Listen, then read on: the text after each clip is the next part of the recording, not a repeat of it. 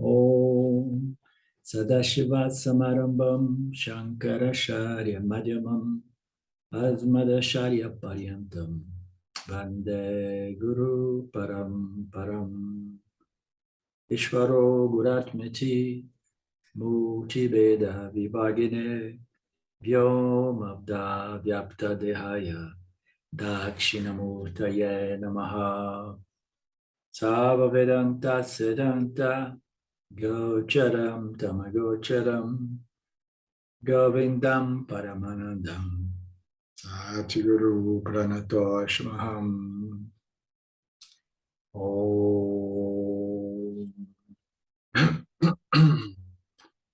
Om Shanti, Shanti, Shanti Om.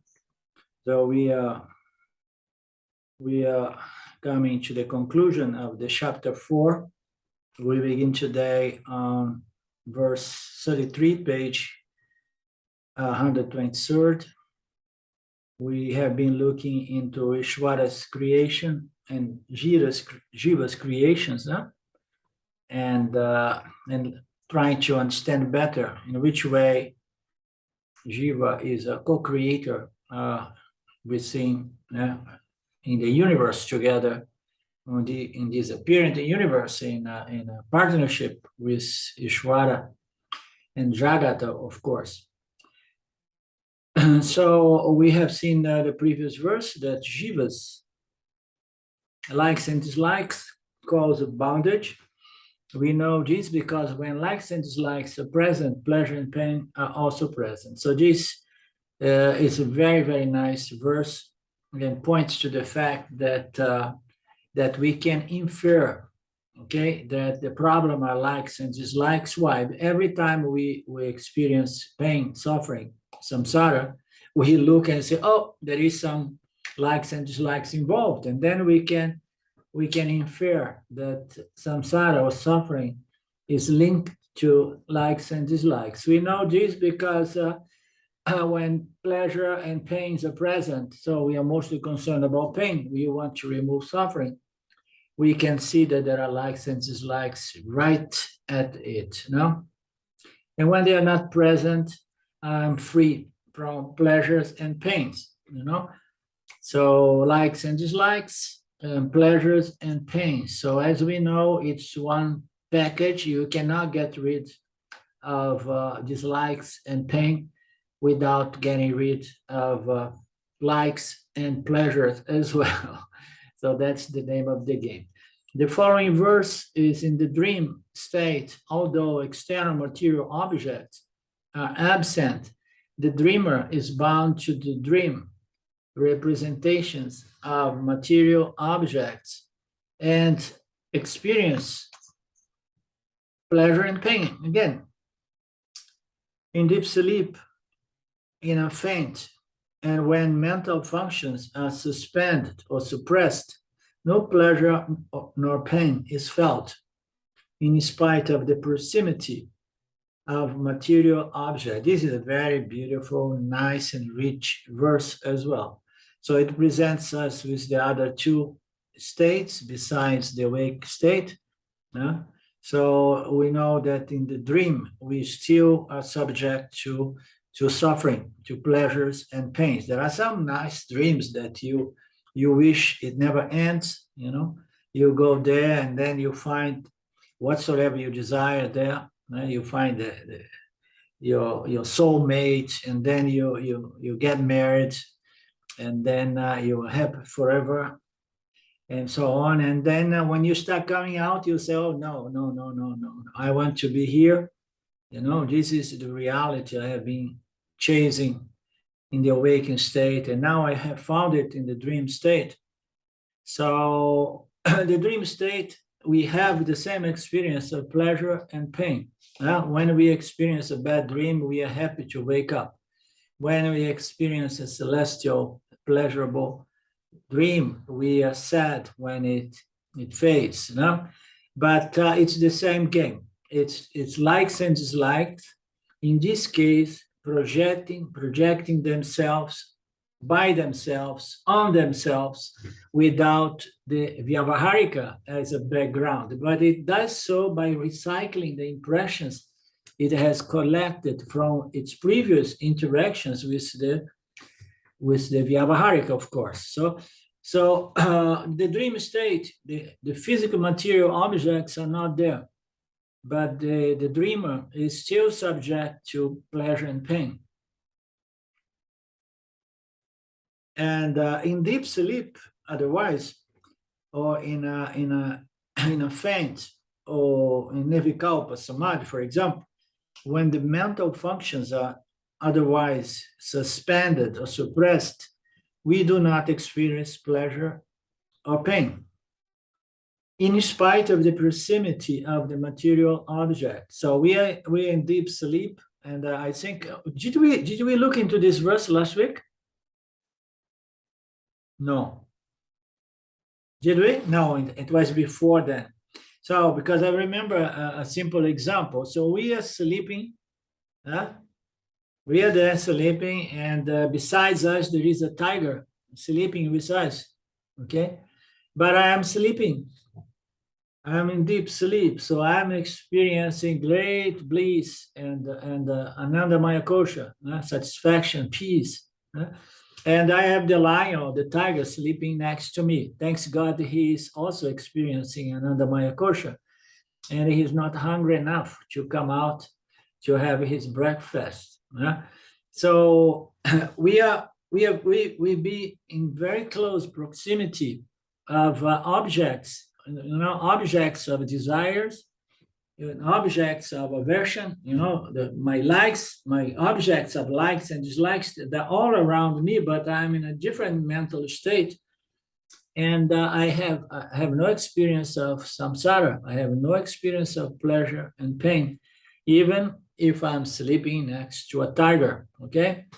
So it shows the distinction of these three suborders of reality, and the way they are somehow, there is a custom, separation. There is a wall, a firewall. Nothing leaks from one side to another, You have an experience on the deep sleep that never comes into the other two states.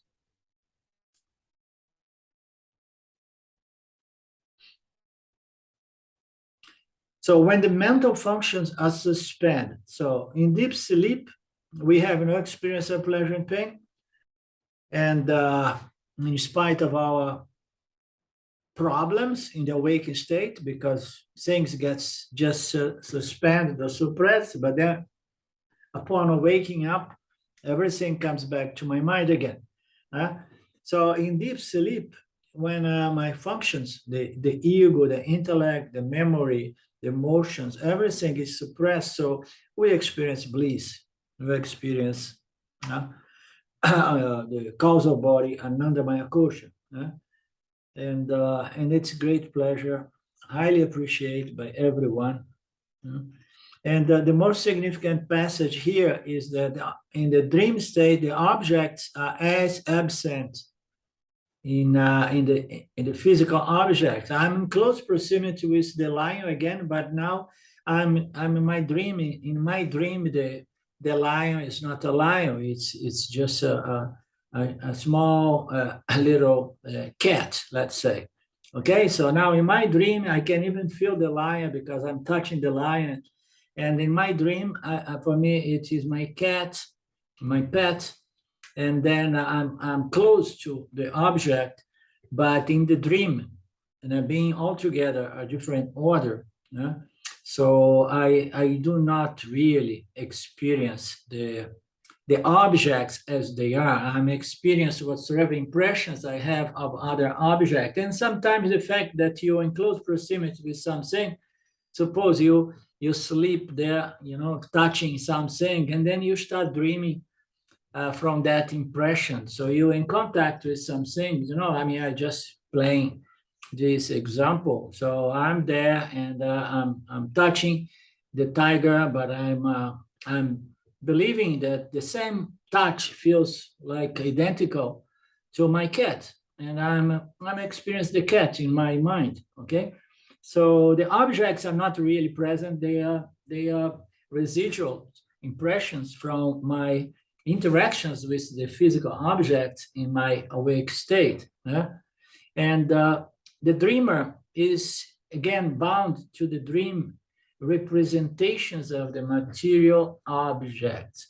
Now, this is the relevant. So I'm bound to the dream, yes, because the dream, although it's unreal and it represents the objects of likes and dislikes, of desires and aversions, are the same object, that they are there in the awakened state, but in the dream state, they just play, as a representation of what they are in the awakening state, and they are going to experience pleasure and pain as well, because it's all there. It's everything is filed, in our causal body or in our unconscious mind. Jesus is no good. Jesus is no good. Jesus is no good. Jesus is terrible, terrible, terrible, terrible. Jesus is okay, but so we have these files, and then when some of those objects or those impressions of memories of those objects come, I experience the same way pleasures and pains, fear and desire. But I don't understand. I'm almost sure we did look into this last week. Am I going crazy? Arlindo, actually, I don't remember, but I have a sign that we were on the 38, but I had... Yeah, we did. Sorry. Yeah, you're right, Claudia. We definitely did this. But last week you didn't use the tiger. You used the snake. I remember you used the snake as the. Okay. So we stopped. So yeah. Because I went into YouTube and I saw the last class. The last class I stopped at 32, but the last class, and it may not be the last class. I don't know what's going on. Let's go to the 38. Oh yeah, we saw. Yeah, removing the world. Yeah, Vedanta is not interested in the objects Jiva desires, only in releasing Jiva from desire for object. That is the beauty and the blessing that comes with the Upanishads. And one has to be really mature, because it's not going to massage anyone's vasanas or desires, or ego. It's not interested in any of those things. It's only interested in releasing the jiva from samsara, from suffering, from being attached to object. And that can be a little bit shocking at the beginning when people understand that Vedanta is not interested in our ignorance, in our feelings, in our desires, okay, and so on. It's going to just place things as they are, because the only interest of Vedanta is moksha, is understanding your nature as free from desires and fears, removing the world. The following verse say that Jiva, veiled by Maya, believe that there is something wrong with the world, and therefore should be different. They show that the world cannot be removed because it's not up to Jiva. It's Ishvara's creations. I even read that last time. 2, the world need not be removed from moksha because Jiva is already moksha, is already liberated. So is Jiva already free? So what is contradictory with this statement?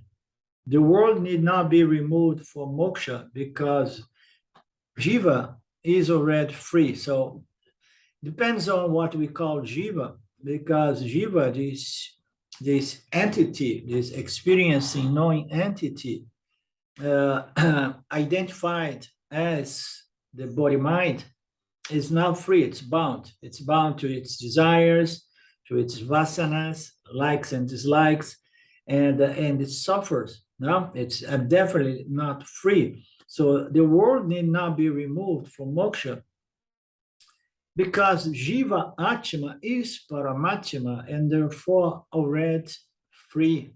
But the whole key here is not to make it as appear as if there is nothing much to be understood. When we say that Jiva is already free, we may feel like, okay, so there's nothing to do because I am already free. But when we say that Jiva Atma is Paramatma, and in truth, being Paramatma is already free, and then I have to understand this final equation, Vedantic equation, that that Aham Brahmasmi or Tattvamasi, Jiva Atma is Paramatma, because Vedanta is nothing but understanding this final declaration that Jiva Atma is Paramatma.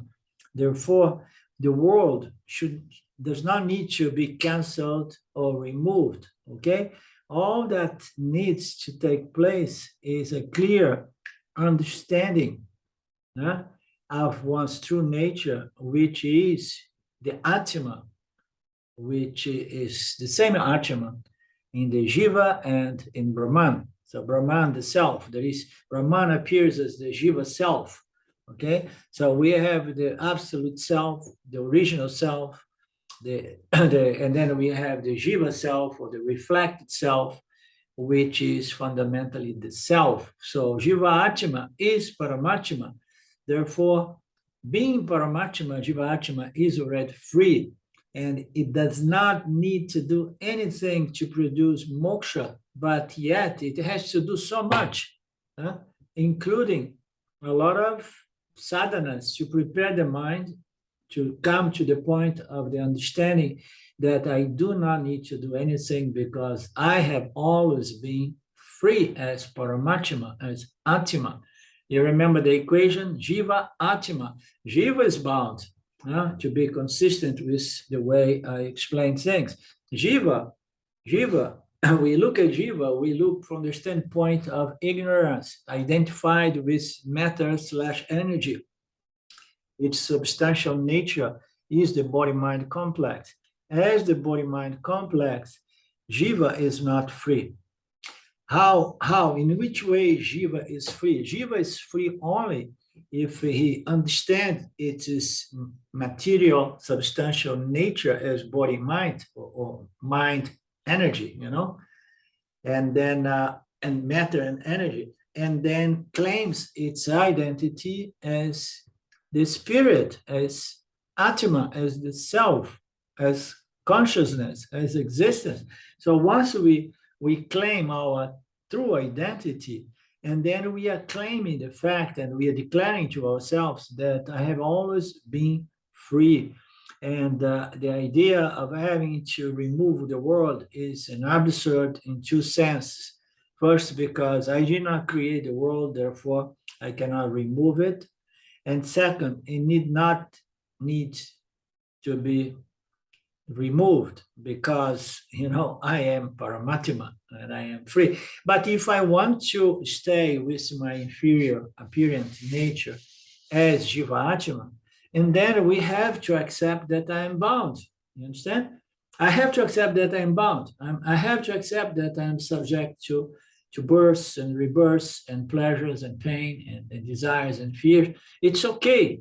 So if we want to stay as the Jiva, so I should never go around saying, Jiva is free. No, as a Jiva, identified with the body-mind complex, I am bound to my vasanas, to my desires and fears, and I am subject to pleasures and pains, and a lot of pain is going to come my way, okay? And it's okay, as long as we don't fake it, because I'm saying that because I did an interview with someone here in Brazil, and I'm getting a lot of feedback and this confusion because this guy interviews all these kids that claims that they are already free, and there is a lot of this fake news out there.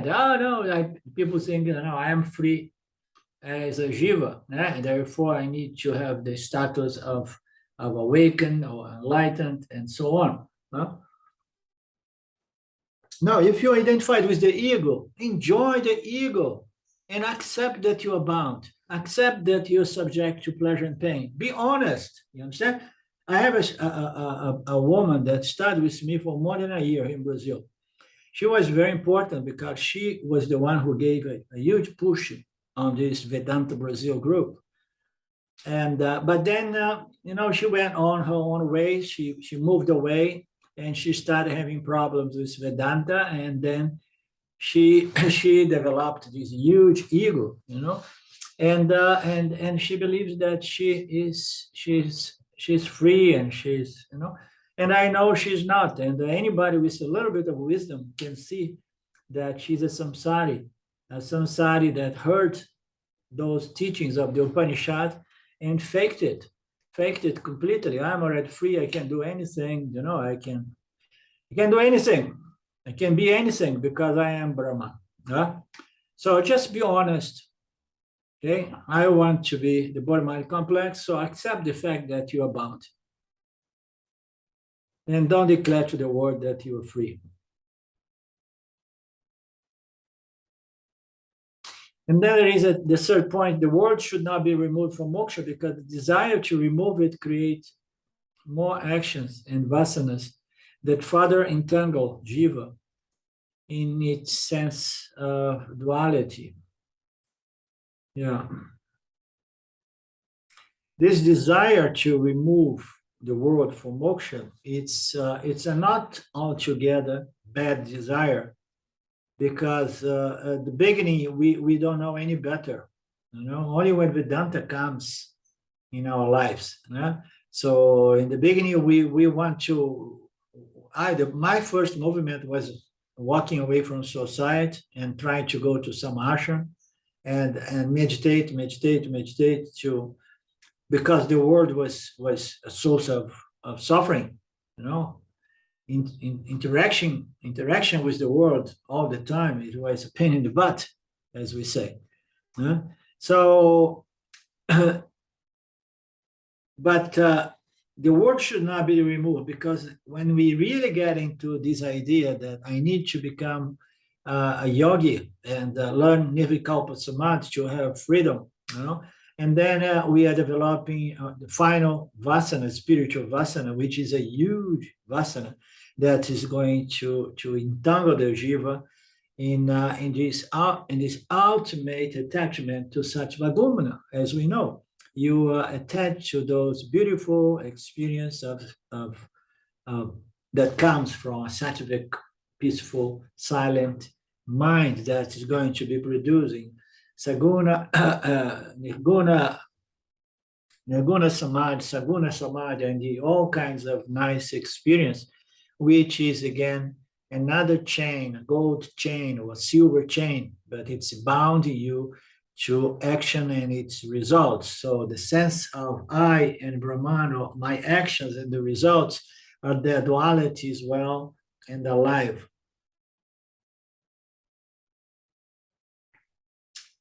Number 4, Jiva's world of ignorance-inspired duality should be removed from moksha. So ignorance, the desire, the belief that the world is real and the objects a genuine source of moksha or freedom or satisfaction. This duality, I, the subject, Jiva, and the object, Jagata, and Jagata is there to resolve my human condition. This duality, this ignorance, it must be removed from moksha.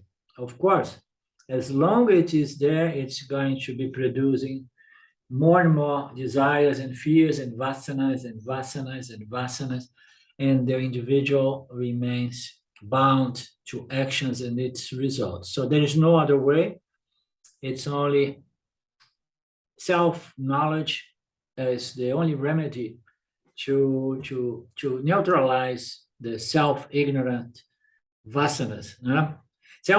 Self-knowledge is the only way to remove it. So there we go. The world is neither real nor unreal. As we say, it is mithya. It's apparently real. But because it is a mere appearance, it will never really serve the purpose of satisfying the jiva. So again, the best analogy is the mirage in the desert sand. The sand is not affected by the water, mirage water.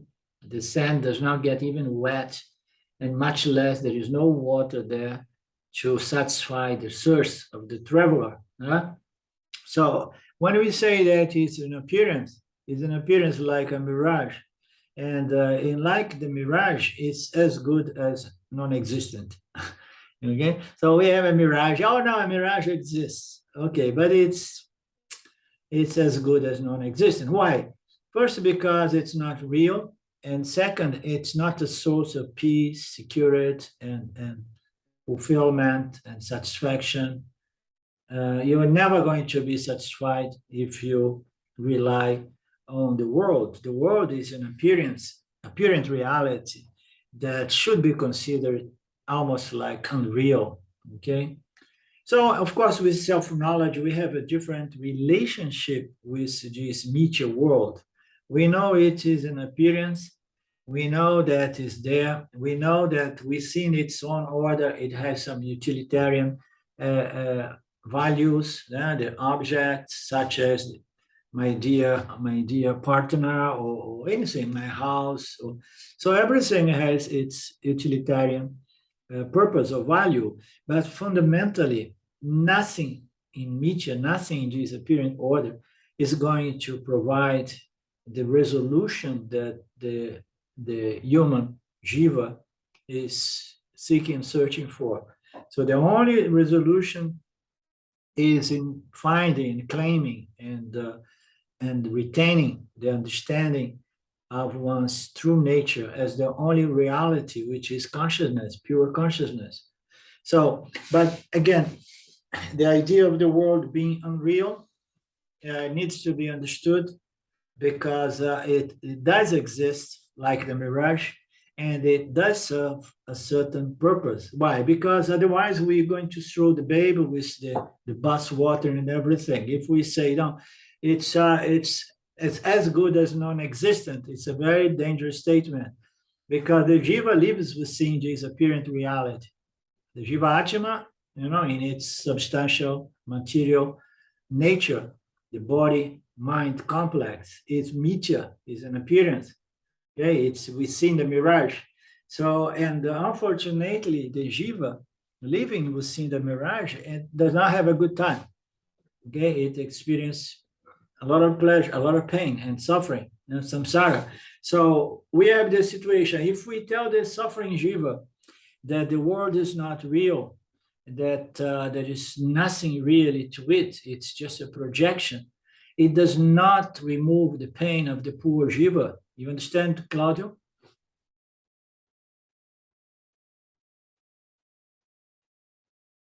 That alone does not remove the suffering, does not remove.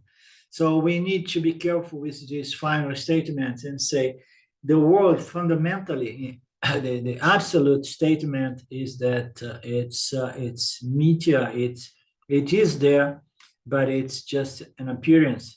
And it's never going to satisfy the Jiva. No amount of punya karma is going to really free the Jiva from actions and results. And punya turns into papa, papas turns into punya.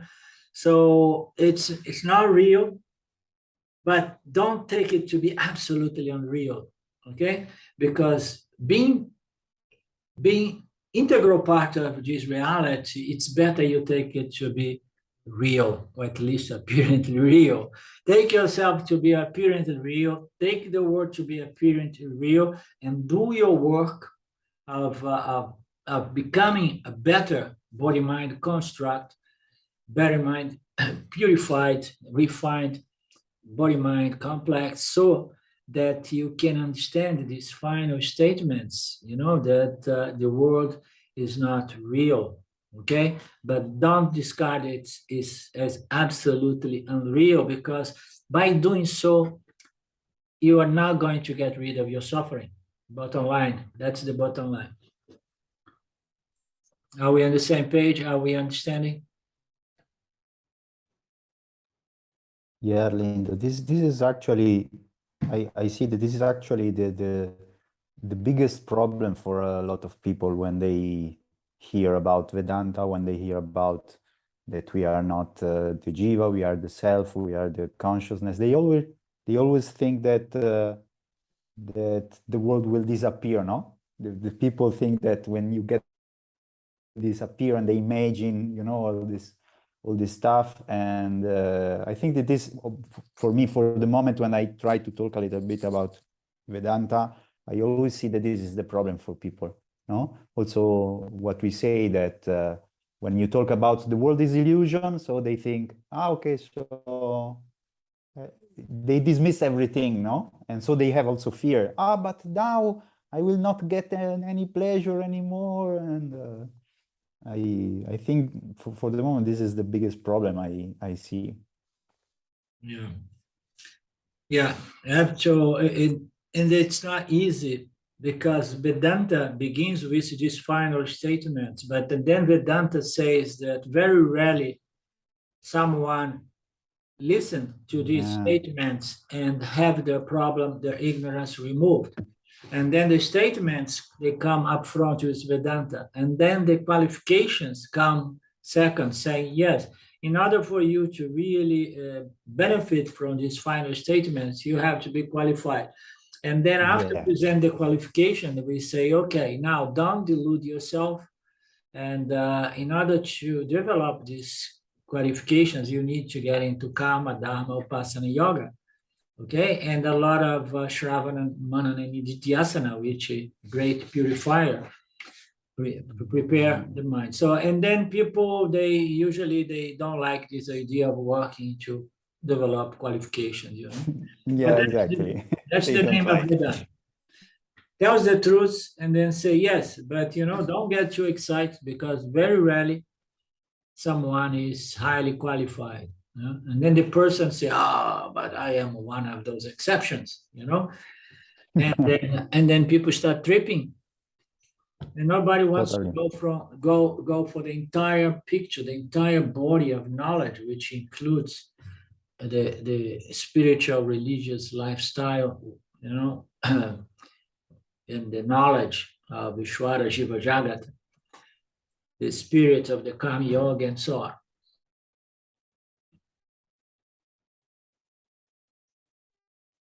Mithya is something that is there, although not absolutely real, but cannot be dismissed as non-existent. You cannot do anything to get rid of Mithya. Of course, you did not produce Mithya, this projection. You help Ishvara to sustain it with your ignorance, of course, we do. That's where Jiva comes as co-creator. So our ignorance is going to provide into the macrocosmic causal body our desires and fears, our ignorance, and then Ishvara is going to keep reshaping the Parabhada karma of the entire universe according to our input, the input of our ignorance.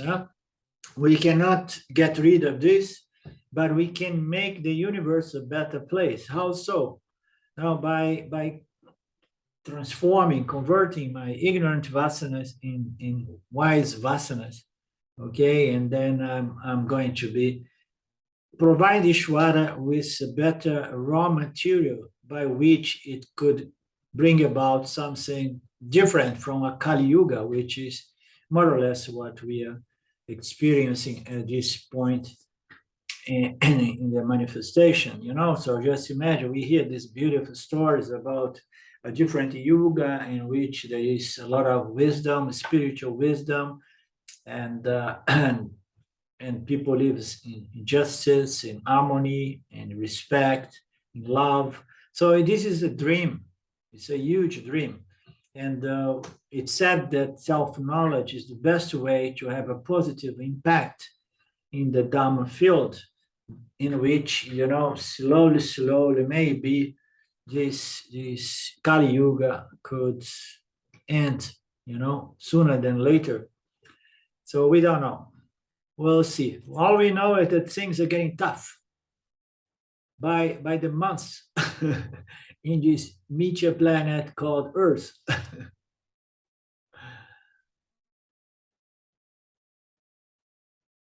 So you cannot do anything except elevate yourself, grow, purify, refine, get seek self-knowledge, be a karma yogi, and then you are doing something to make this meteor world a better meteor world. It's still apparent reality, but what is the big deal about doing something to preserve the Dharma, okay, to uphold Dharma, okay, to make the Dharma feel the better place. So when you see everything breaking, degenerating, and so on, still we need to do something in one way or the other to uphold some goodness, some good into the world, to bring something good into this world, because otherwise, the field, this field of interaction is not going to serve the purpose for people to do self-inquiry and seek self-knowledge. I mean, I often talk about this in Portuguese, my Portuguese classes, because if the condition of the Dharma field deteriorates much further, so in the end, that everybody is going to be running all over the place trying to be secure, okay? Because security is the #1 human impulse. Okay, just imagine this planet is in a big mess.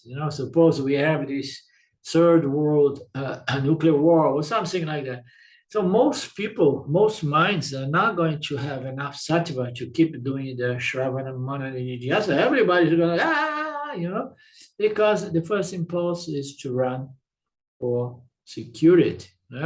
So what can we do? We need to transform ourselves. We need to do something to uphold Dharma, to make this apparent reality a better apparent reality. It's okay, it's an apparent reality, but it needs to be better.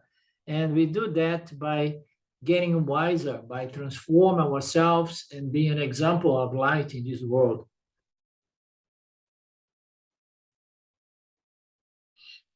How many ways can you get rid of snake on the rope? So there are no ways you can kill the snake, because the snake is just a rope. You can do a lot of spiritual sadhanas like chanting and prayers. Nobody else can get rid of this ignorance but you. If you can meditate it away, it will not stay away. Then again, another pointer to the fact that if you believe that you can remove the world through meditation, so you're going to suppress the world, but the snake is going to come back. The world is going to come back, and my likes and dislikes, they are there untouched, never addressed, because my effort was just to remove the world, because the world is going to trigger my likes and dislikes. My likes and dislikes trigger my fears and pains and so on. And then I have to remove, but by efforting to remove the world, and never addressed the fundamental problem, which are my likes and dislikes, my vasanas. And then when my meditation ends, when my efforts are suspended, my likes and dislikes, they come back. 38. If the mind causes bondage by projecting the phenomenal world, the world could be made to disappear by controlling the mind. So only yoga needs to be practiced. There is no use for self-knowledge. And then it's the objector coming from the angle of yoga, of course. It's saying that if the mind causes bondage, because before the teachings here have established that the universe, the object, they are just the 5 elements. They don't have really value, but the mind is going to project value, and then it's going to say, I like, I don't like. And the mind is causing bondage, okay? Because it projects value to the Vyavaharika. So it means that if the mind has such a power of projecting this phenomenal world and in a way that it's bound to this magnetic force of attraction and repulsion, and then the mind should be able to destroy this world. If you control the mind, you can destroy the world. You make this world disappear by going into Nirvikalpa Samadhi. You can never make the Vyavaharika disappear, because the Vyavaharika was projected by my Isvara. By my Pratibhasika, I can make it disappear by Nirvikalpa Samadhi, but as we know, Nirvikalpa Samadhi never really addressed the fundamental problem. Fundamental problem are my desires and fears, my vasanas, my likes and dislikes that still are there producing mental disturbance and suffering. So he said like, so you control the mind, you remove the world, and then the projection is no longer there. There is no object. And Vedanta say, how about leave alone the object and purify your mind, educate your mind, and understand that the objects have no intrinsic value. Okay, develop this passion, vairagya, equanimity, understand this system, and then you don't need to go into this impossible mission of making the world disappear. You are in the world, but you understood what it is in this world, and you understood also your fundamental free nature, and then you can transact, you can navigate in the world being free. But here he's again going back to you need to practice yoga, okay? And there is no need for self-knowledge. So totally, how you say, a huge yoga vasana, Nirvikalpa Samadhi vasana, that people have a hard time to understand the value of knowledge. They understand the value of experience, but understand the value of knowledge, of self-knowledge, and the way this self-knowledge is going to positively impact your experience with the world of object in a way that you do not need to miss out in the world, because the people who do Nirvikalpa Samadhi all the time, they are missing out. But I don't like because it's a source of trouble. But how about developing a certain wisdom that neutralizes the world as a source of pain and trouble, and you start seeing it from a different angle, okay? You see it for what it is, just a play of the elements and the creator behind it all, and so on.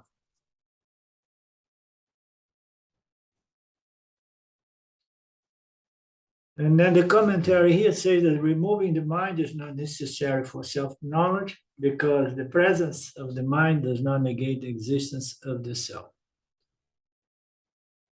Saying that removing the mental process, the mental activities, the thought process, is not necessary, because the presence of the thoughts, the mind, it's not an obstruction to the existence of the very self that is there trying to stop the mental process. So this existence is always present as the knower of the thoughts and can be revealed in the light of the teachings of Vedanta. 39. The appearance of the world can be temporarily removed by yoga, but the complete removal of mental projection is not possible without self-knowledge. So the world, as we know, can be temporarily removed by deep sleep or Nirvikalpa Samadhi. And we enjoy not to have to deal with this duality. Okay? Even when we enjoy punya, still we like to have a break. So the appearance of the world can be temporarily removed by deep sleep or yoga. But the complete removal of mental projections is not possible without self-knowledge. What is this mental projection?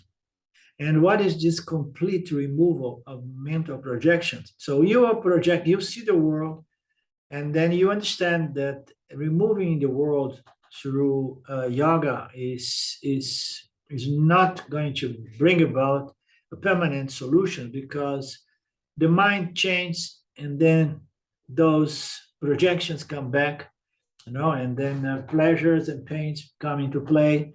So you understood that, okay?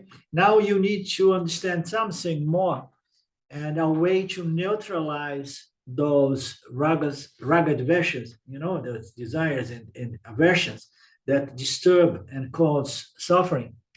So how are you going to remove that?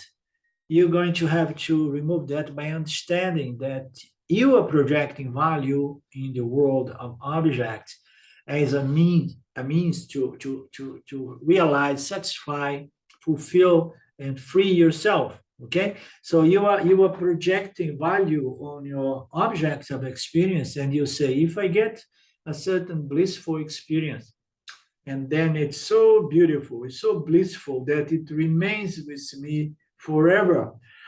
Oh, it's difficult, yes, but if I keep meditation, maybe I'm gonna hit the right epiphany, and then I'm going to be established in an experience of total satisfaction, which stays with me permanently.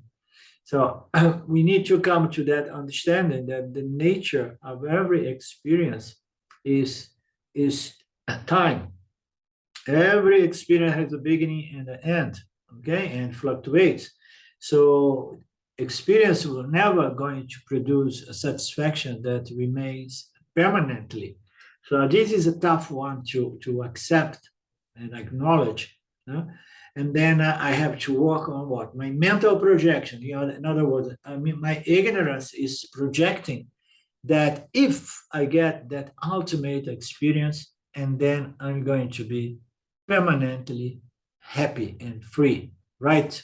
So if I get that, it is if it runs somehow in the background of most seekers. Okay, now I understood there is something about self-knowledge, but if I hit the, how you say in the casino, jackpot, and if you hit a certain epiphany, and then you established, and those things, they may happen.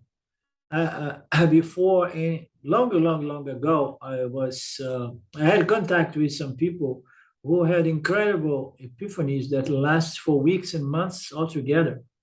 And these people, they wrote books. There was one woman in Chico, California, a place where I used to go often because my ex-wife lives there. And I got to know this woman, and I got to know her after her enlightenment faded, because she was enlightened 2 or 3 times. Out of the blue, she would have an epiphany, and then she would be totally self-realized, according to her, because I asked her. But it was an experience based on understanding of your limitless nature, or it was just no, I knew. And then ignorance comes back. She wrote several books. When I met her, the only time, no, I met twice. The second time or first time when I met her, she was depressed because after having that experience fading, that knowledge fading, okay, it was a great disappointment and frustration, okay, and there she is, or most of us. At the time I was looking at that, I said, no, it's not possible. There must be an experience that established someone forever in peace and in total satisfaction. Okay, I had another one later on during my days of guru in Olympia, Washington, with the wife of the guy who was my secretary. He had a lot of skills with computer programs, and he was promoting my satsangs. And his wife was a nurse, and she had one day she woke up in the morning, and then she was totally blissed out. And she was very surprised because at the time she did not like to be a nurse anymore and going to go to the hospital every day. And then in the morning, when she woke up, she was totally blissed out. And then she found it very strange that she was so happy and she had no resistance about going to work. And she went and she did work very happily. And she coming back happy and going back to work happy. She was transformed out of the blue for no reason whatsoever, okay?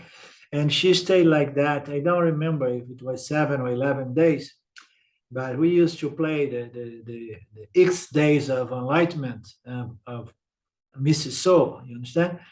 And she was really believing that she was enlightened at that point. And then one day, out of the blue, she wakes up in the morning, and then a thought came into her mind. And the thought was like, shit, I have to work. When that thought entered her mind, immediately she found it strange and say, where did it come from? Look how mysterious all of this is, huh? This play between knowledge and ignorance, these vasanas. Huh? She was like, what? Why I'm saying that? And then everything starts playing, and the old setup took place, and then she was more miserable than ever before because she has experienced those 10 days or so that she was living from a different angle, having a different experience of herself and the world. So how are you going to remove these mental projections? So self-knowledge, it's impossible without self-knowledge. You really need to know so clear that you are free, limitless consciousness, and you are not affected by the experience of the body-mind complex. It has to be so firmly, clearly retained as a knowledge that it keeps purifying the causal body, the body of vasanas, and then this delusion that compels us to project value on the world and the getting as attached to this, what I want, what I don't want, all of this stuff just drying and fading.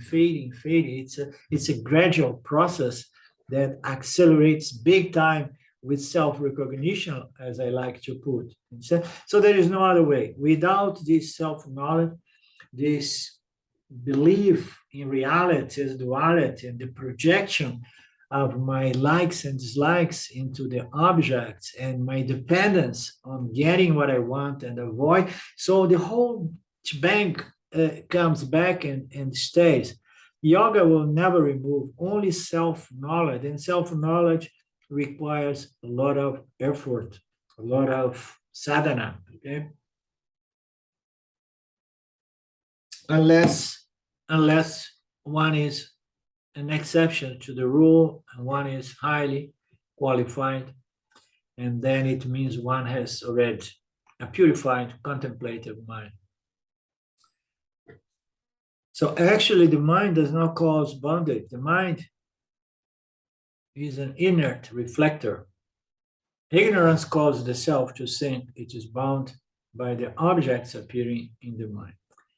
Okay, again, to be consistent to the way I teach, it says that the mind does not cause bondage. Okay, so I prefer to say the mind is what causes bondage. Okay, the total mind, the causal mind and the subtle mind. Okay, so the mind causes bondage, but here it means to say that the subtle body does not cause bondage. Okay, again, the causal body, the subtle body is a reflecting medium. It's made out of a lot of sattva guna, but it is very subtle energy. Okay, so it is inert. All energies are inert. Okay, so the subtle body does not cause bondage. The mind, the subtle body is an inert reflector. Okay, so the thoughts again are inert objects. Okay, the thoughts again, they are inert. They are the material aspect of our human sentience. Okay, the mind, the subtle body, is an inert reflector. Okay, it refers to the subtle body, the reflecting medium. So ignorance causes the self to think it's bound. So the ignorance, okay, superimposed by Maya makes the mind, okay, makes the mind ignorant. Subtle body is something else. The mind is ignorant because it's under the spell of Maya, this avidya, this beginningless ignorance.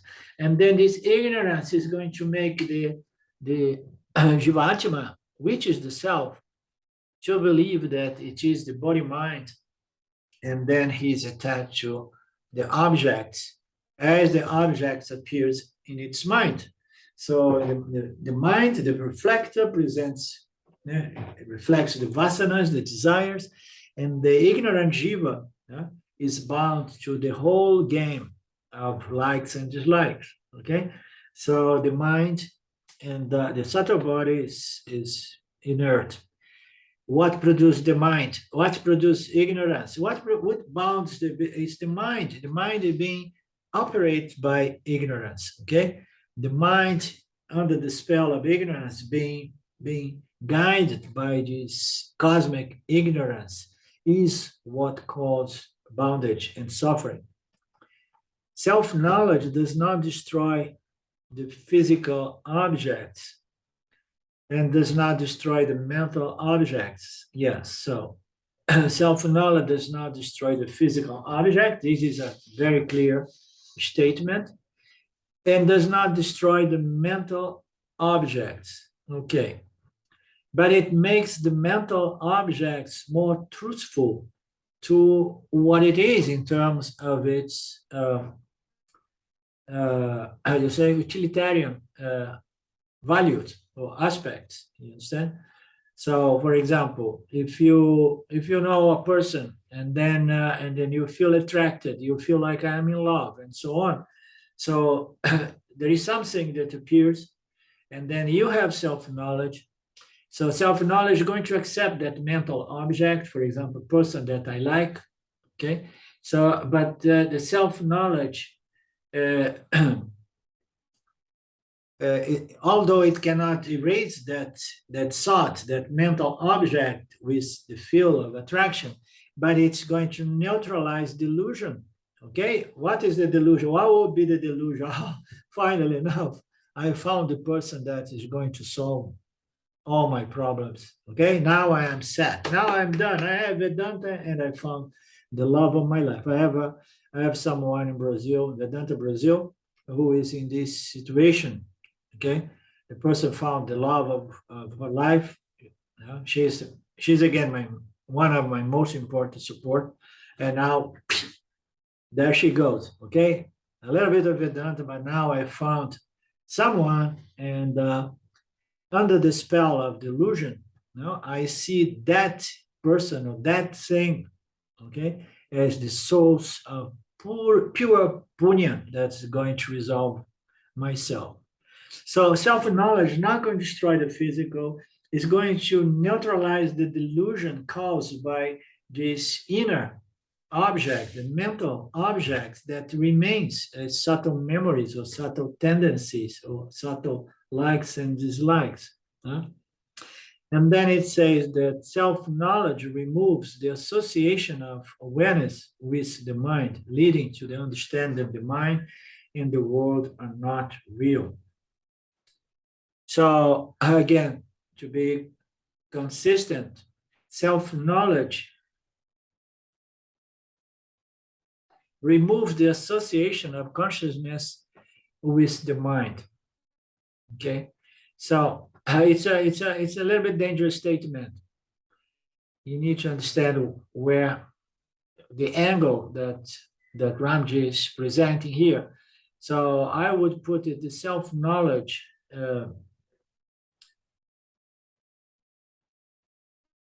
reveals for the Jiva Atma that the mind is consciousness. Mind is awareness, okay? Because the mind is awareness, and the whole goal in Vedanta is to understand that reflected consciousness is equal to original consciousness, okay? So association, it's not that self-knowledge Vedanta remove the association with consciousness with the mind, but it reveals that the mind is consciousness, okay? Fundamentally, the mind is consciousness. And consciousness is, although it's not associated to anything, is associationless. Everything associates to consciousness, okay? Everything in Mithya depends and is associated to consciousness, although consciousness does not associate to anything, okay? So what the self-inquiry and self-knowledge will do will reveal to the mind that the mind is consciousness. This understanding is going to lead also to the understanding that the world is also consciousness, okay? The world, the thoughts, everything is but consciousness.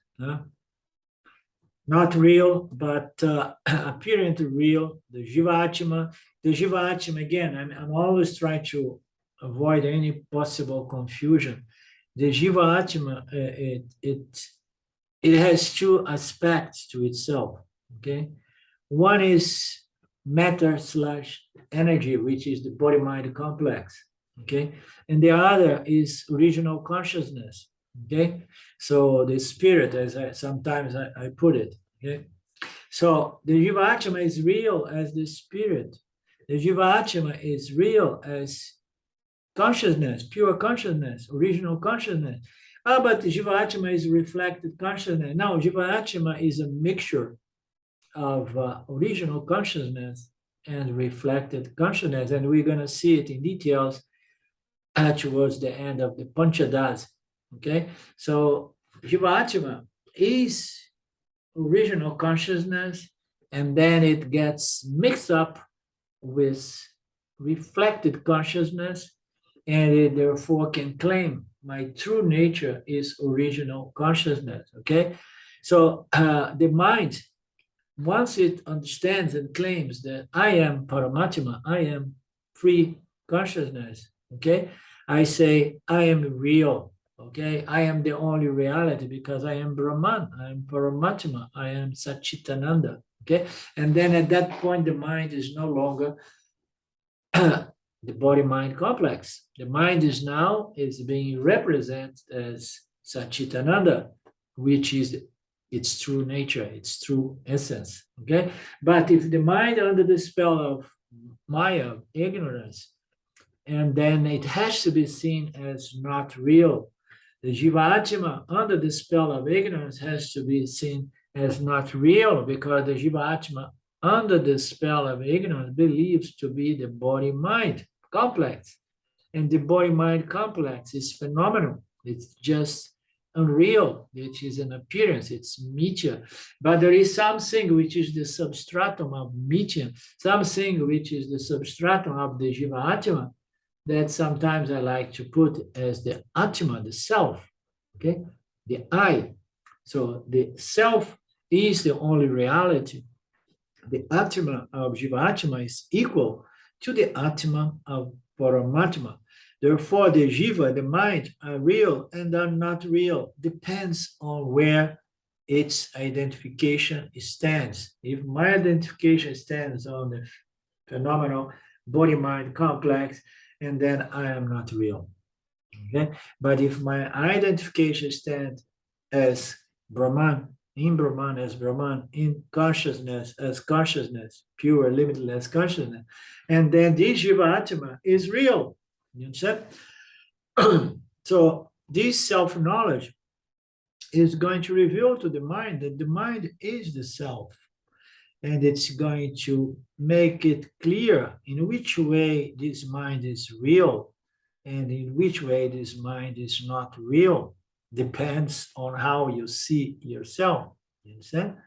If you see yourself as the consciousness that, produce this reflected consciousness, okay? If you see yourself as the original consciousness that produced this human consciousness, and then you are the only reality. But if you see yourself as the reflected consciousness, meaning to say the thoughts, the feelings, the emotions, the memory, if I see myself as the mind, as the mind complex, and then I am in the la la land, I'm not real, although I may like to believe that I am the great, most incredible, enlightened being. The mental projections and the disturbing psychological patterns, they will obstruct self-knowledge. They need to be addressed for knowledge to take place and for knowledge to be retained. So this is a big one. I mean, I never understand. I know people who put up so much effort, but somehow there are some some psychological patterns, that somehow all the time disturbing the mind and make it impossible to hold clearly the understanding of one's true nature, because somehow I want what I want, the way I want, when I want, and so on. And this struggle sometimes is so deeply hardwired, and then it comes, as this tendency, this samskaras, that the person is all the time, trying to control the field of experience and freaked out with the frustration of being unable to just control one's experience. And I know it from people who have done a lot of studies with Vedanta. So it says that this ignorance that produces the projections, I want what I want, the way I want, when I want, you understand? It must be my way or the hard way, and so on. Those mental projections, they produce psychological disturbing patterns. They are going to make it impossible for self-knowledge to be gained and retained. They need to be cleared, removed, purified, and and sometimes it crossed my mind that for some people it's a process of a few lifetimes. This preparation of the mind need to be removed for self-knowledge to be retained. But thoughts themselves need not obstruct the Jiva's appreciation of itself. The thoughts themselves do not appreciate. This is another good twist here. The thoughts themselves, they are just inert energies. They do not obstruct self-knowledge or appreciation of the Jiva Atma as Paramatma, as consciousness. But if you are totally attached to those thoughts, I am the body-mind complex and I want what I want. If I don't get it, I'm going to throw a tantrum. But it doesn't matter because I'm not my ignorance, okay? Because the thoughts themselves are not going to obstruct my self-knowledge, okay? So, but if the thoughts themselves obstruct my peace, and then there is an indication that your self-knowledge is good for nothing. You understand? Even if you keep saying that, oh, no, I'm not my ignorance. But if your ignorance is destroying your peace, your shanti, and your wisdom again and again, it means that your self-knowledge is useless.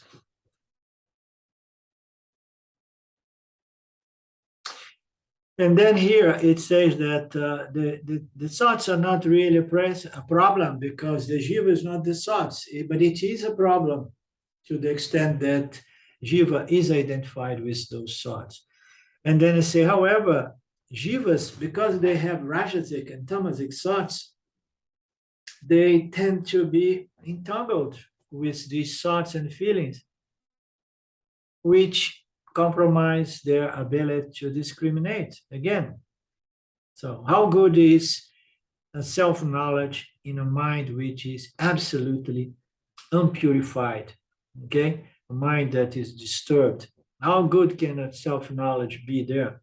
No, the self-knowledge has to be in a proper environment in which this constant nididhyasana can be done, because the mind has its proper environment, enough sattva is contemplative, and then I keep doing my application of self-knowledge. So, but if the mind is impure, it's going to be tied, bound to those thoughts and feelings, trying to control its experience, and then the whatsoever philosophical or intellectual self-knowledge is going to serve for nothing. Literally nothing. Ishvara's projections, the bodies, the gunas, and the elements cannot be removed. Projections that do not create strong emotional waves need not be removed for self-knowledge. Well, I mean, nothing really needs to be removed. The whole thing about mental purification is very subjective and relative because there is no such a thing as 100% purification or refinement, okay? And it's not really necessary.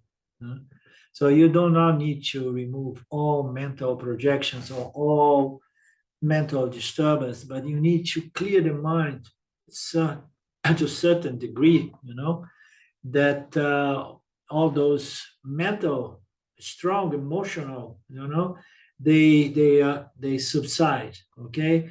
And then I have a good environment on which I can do my Shravana, Manana, and Nididhyasana. So purification of the mind is a must.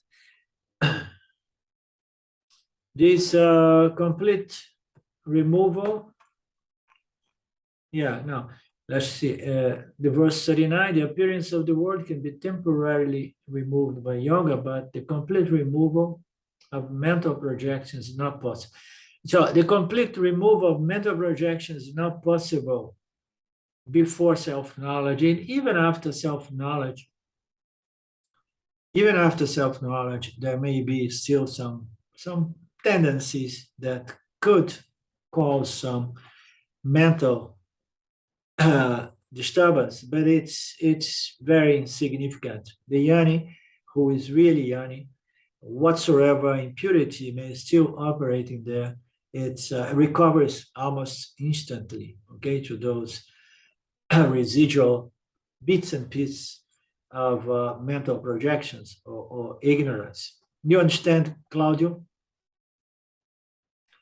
So the idea of total, complete removal of ignorance is dangerous. So we need to understand that. You need that for Nirvikalpa Samadhi, yes.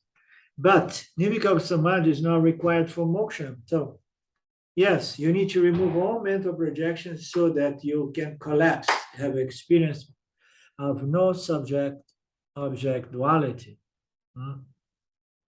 But Nirvikalpa Samadhi is not required for moksha. They say, oh my God, I already passed 30, 40 years of my life working for Nirvikalpa Samadhi. Now I hear that it's not necessary for moksha. Yes, so it's a good news. It's not bad news. It's a good news because Nirvikalpa Samadhi is a source of frustration after all. Nirvikalpa Samadhi is said to burn vasanas. The yoga says that Nirvikalpa Samadhi is a great purifier, and I prefer to prescribe Karma Yoga and Yin Yoga as a better purifier because it addresses the fundamental cause of mental disturbance.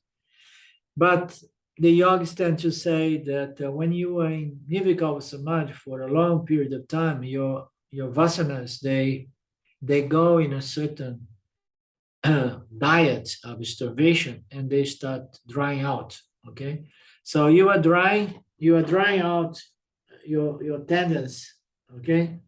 But at the same time, you are feeding into a new tendency, a new vasana, which is the vasana for non-experience of Nirvikalpa Samadhi, okay? So it may purify the mind, but it leaves you with impure mind in the sense that now I can only be happy if I remove the subject-object duality, okay? And this is a big one.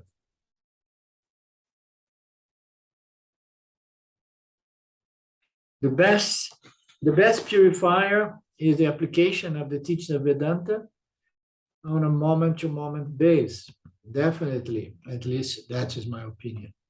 I'm glad that we made some progress. We moved to the verse 40. And we did not do our class on Monday. And if you guys have time and energy, I'm open to do the Drig Drisha on Friday. So I'm going to send a message on our WhatsApp, and then you take your time, and then you tell me if you have time and energy for that. Otherwise, we leave it for next Monday. And now I intend not to travel anymore. Traveling is a pain.